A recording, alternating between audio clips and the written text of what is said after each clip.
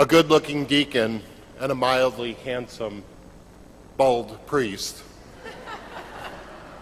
had a very strained relationship.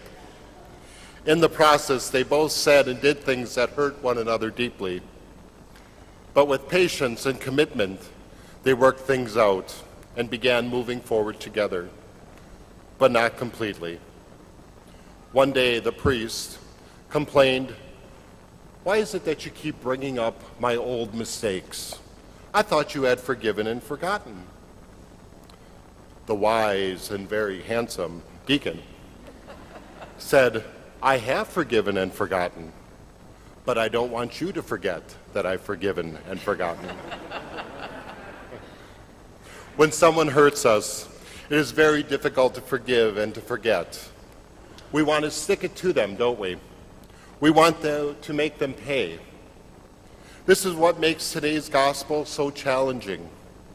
Jesus is relentless in his insistence that we do not forgive people once or 7 times, but 77 times.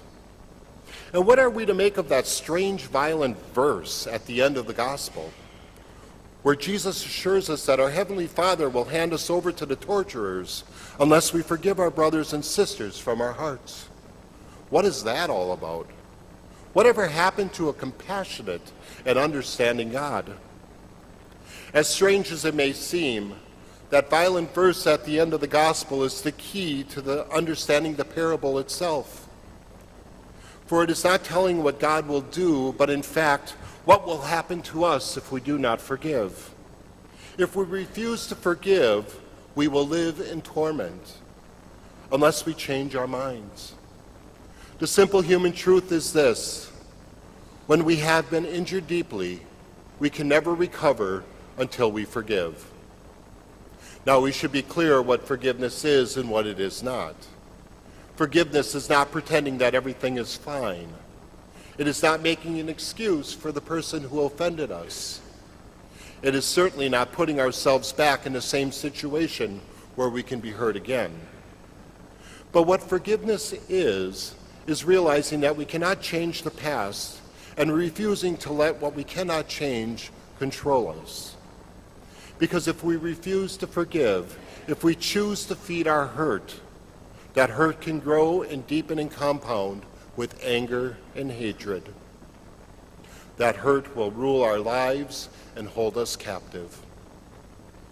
Feeding a hurt creates a monster that can destroy us. And the only way to slay that monster is with forgiveness. How many times do we go through life when somebody says or does something that offends us? Maybe they do something that hurts us, betrays our trust. Maybe it was something that was wrongfully taken from you.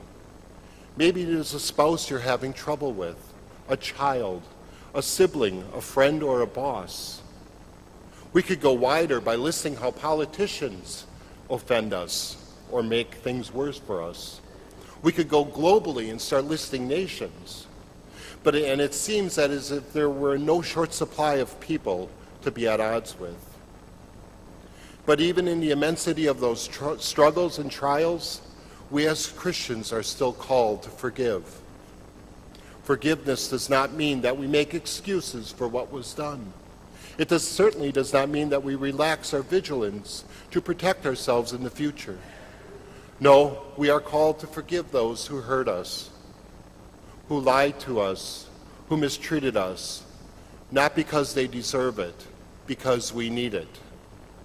For if we try to build a future based on hatred and revenge, we'll become what we hate. Mahatma Gandhi, a man who knew much about humanity and world relations, once said, "If we base our relationships to one another on revenge, if we deal with one another based on an eye for an eye mentality, soon the whole world will be blind." Jesus is not being cruel in today's gospel. He is warning us about a hard truth. Feeding a hurt will destroy us. What happens in our life is not always fair. It's not always right. But if we want to be free, if we want to be at peace, if we want to live, we must forgive our brothers and sisters from our hearts.